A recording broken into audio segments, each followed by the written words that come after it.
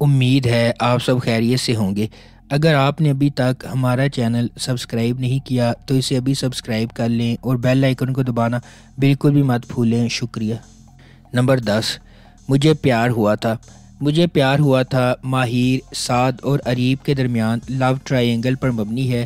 سعد ہمیشہ سے اپنی کزن ماہر سے محبت کرتا رہا ہے، لیکن جب وہ اس کا اعتراف کرنے میں ناکام رہتا ہے تو زندگی ایک مختلف موڑ لیتی ہے اور اریب فریم میں داخل ہوتا ہے۔ تھوڑی سی غلط فہمی کی وجہ سے معاملات ٹوٹنے لگتے ہیں اور محبت کرنے والوں کے درمیان اعتماد ٹوٹ جاتا ہے۔ نمبر 9، آنگن۔ آنگن ایک پاکستانی ٹیلی ویژن سیریز ہے جسے ختیجہ مستور کے ایوارڈ یافتہ ناول آنگن سے ماخوذ کیا گیا ہے۔ ابتدائی چند اقساط کے علاوہ برٹش انڈیا میں قائم ہونے والی کہانی عالیہ کی کہانی کے طور پر بیان کی گئی ہے، جو ایک پرجوش لڑکی ہے اور برصغیر پاک و ہند کی تقسیم کے وقت متاثر ہونے والے رشتوں کی کہانیوں کی گواہ ہے، آزمائشوں کو پیش کرتی ہے۔ اس کے اپنے خاندان کے طور پر فتنوں کو تقسیم کیا گیا تھا۔ اس ڈرامے کی ٹوٹل 27 اقساط ہیں۔ نمبر 8، اے مشت خاک۔ اے مشت خاک اچھائی اور برائی کے درمیان دیرینہ لڑائی کی ایک دلچسپ کہانی بیان کرتی ہے۔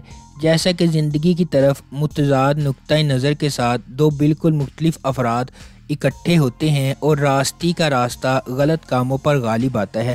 مستجاب ایک دلکش نوجوان ہے جو زندگی کی طرف عقلی نقطۂ نظر رکھتا ہے اور منصوبہ بندی پر یقین رکھتا ہے۔ اس کا تقدیر پر یقین کی کمی اور اس کا جانے والا رویہ اسے اپنے آس پاس کے لوگوں سے ممتاز بناتا ہے۔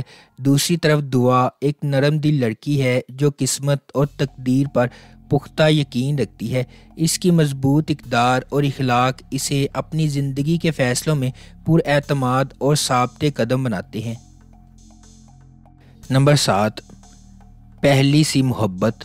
اسلم اور رخشی بچپن کے دوست ہیں۔ وہ ایک دوسرے کے ساتھ بہت اچھا رشتہ رکھتے ہیں اور حیدرآباد کے پڑوس میں رہتے ہیں۔ اسلم کو پڑھائی کے لیے کراچی میں اپنے چچا کے پاس رہنے کے لیے بھیجا جاتا ہے، جبکہ رخشی حیدرآباد میں رہتی ہے۔ برسوں بیت جاتے ہیں اور اسلم اور رخشی اب نو عمر ہیں۔ رخشی کے والد فیض اللہ نے نرگس سے شادی کی، جو کہ قابل اعتراض پس منظر سے تعلق رکھتی ہے اور عمر میں ان سے بہت چھوٹی بھی ہے۔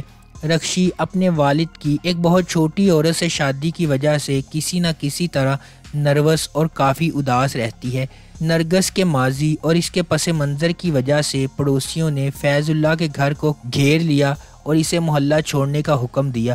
اکرم، اسلم کا بڑا بھائی، محلے کے لوگوں کی طرف سے اکسایا جاتا ہے، اپنا غصہ ظاہر کرتا ہے اور اس معاملے پر غصے میں آ جاتا ہے۔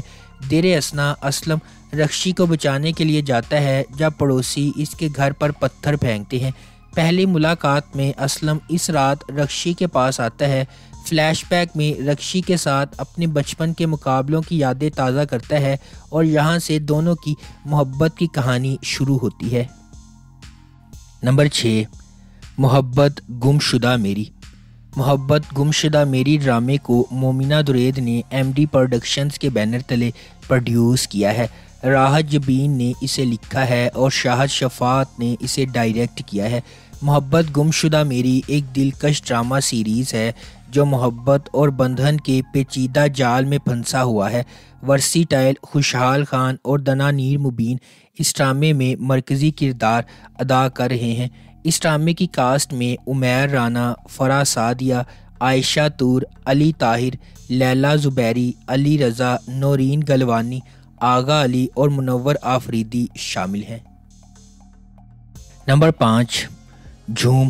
جھوم کا محبت، رشتوں، دل ٹوٹنے اور قربانیوں کی دنیا میں ایک سفر جو ان دو روحوں کی زندگیوں کے گرد گھومتا ہے، جو افراتفری اور بے یقینی کی دنیا میں محبت پاتے ہیں، جو ان کی زندگیوں کو ہمیشہ کے لیے بدل دیتا ہے۔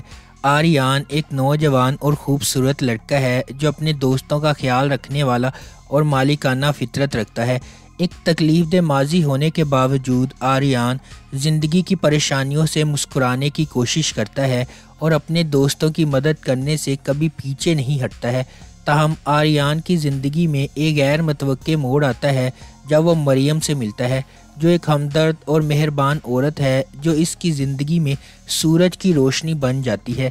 جیسے ہی ان کا رشتہ پروان چڑھنے لگتا ہے، آریان اپنے آپ میں تبدیلی محسوس کرتا ہے اور اس محبت کو قبول کرتا ہے جس سے وہ اتنے عرصے سے محروم رہا ہے۔ نمبر 4، رقص بسمل۔ سکینہ ایک نوجوان لڑکی اپنی محبت سے شادی کے لیے بھاگتی ہے۔ موسیٰ، سکینہ کا کزن اور دودھ کا بھائی، اپنے بھائی کے ساتھ شادی کی خفیہ تقریب نکاح کو روکنے پہنچ جاتا ہے۔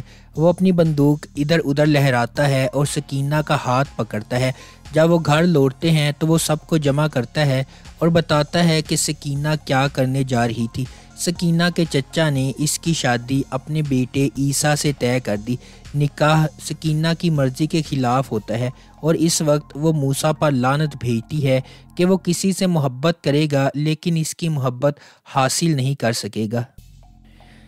نمبر 3، میرے پاس تم ہو۔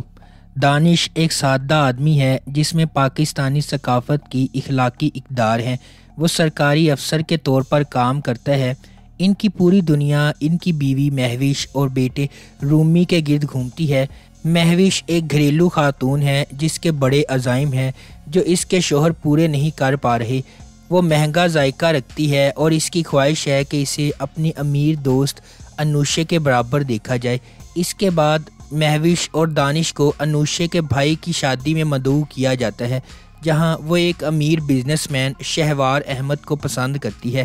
یہ بالآخر اس کے اثر و رسوخ، چاپلوسی اور دولت کی کشش کی وجہ سے ایک غیر ازدواجی تعلق کی شکل اختیار کر لیتا ہے، یہاں تک کہ وہ مہوش کو اپنے دفتر میں بہت زیادہ تنخواہ اور اضافی مراعات کے ساتھ ایک اعلیٰ عہدے کی نوکری کی پیشکش کرتا ہے۔ مہوش کے بیٹے اور شوہر نے اپنے دفتر میں اس کی نوکری کو ناپسند کیا کیونکہ انہیں غیر ازدواجی تعلقات کا شبہ ہے۔ نمبر 2، کیسی تیری خود غرضی۔ کیسی تیری خود غرضی کی کہانی ایک بزنس ٹائکون کے بیٹے شمشیر کے گرد گھومتی ہے جو ایک متوسط طبقے کے پس منظر سے تعلق رکھنے والی مہک سے محبت کرتا ہے۔ ڈرامے کے دوران کچھ ناخوشگوار واقعات رونما ہوتے ہیں اور مہک شمشیر سے نفرت کرنے لگتی ہے۔ چونکہ شمشیر کے گھر والے اس کے رشتے کو منظور نہیں کرتے، اس لیے کہانی مزید الجھ جاتی ہے۔ دانش تیمور بطور شمشیر ایک کاروباری شخصیت کا بیٹا ہے، ضدی اور اپنی محبت کے لیے کسی بھی حد تک جانے کو تیار۔ دریوشا سلیم بحیثیت مہک ایک لیکچرار کی بیٹی ہے، طبیعت میں شائستہ ہے اور متوسط طبقے کے پس منظر سے تعلق رکھتی ہے۔ حماد شعیب بطور احسن مہک کے کزن اور منگیتر ہیں۔ شمشیر ایک غیر روایتی ماحول میں مہک سے محبت کرنے لگتا ہے اور محبت اور نفرت کے اس رشتے میں تقدیر کھو جاتی ہے۔ نمبر 1، تیرے بن۔ میرب ایک پرجوش اور خوبصورت نوجوان لڑکی ہے جو اعلیٰ تعلیم حاصل کرنا چاہتی ہے۔ اس کی پوری دنیا اس کے والدین کے گرد گھومتی ہے اور وہ ان پر سب سے زیادہ یقین کرتی ہے۔ اس کی مضبوط اور پر اعتماد شخصیت اسے اپنے آس پاس کی سماجی ناانصافیوں کے خلاف کھڑا کرتی ہے۔ اس کے برعکس مرتسم کا تعلق ایک طاقتور اور بااثر خاندان سے ہے۔ وہ اپنے خاندان کے اخلاق اور روایات کا احترام اور قدر کرتا ہے اور خاندان کو نیچا دکھانے سے انکار کرتا ہے۔ میرب کی زندگی ایک غیر متوقع موڑ لے لیتی ہے جب اسے اپنی اور مرتسم کی زندگی کے بارے میں، اپنے خاندان کے فیصلے کے بارے میں پتہ چلتا ہے۔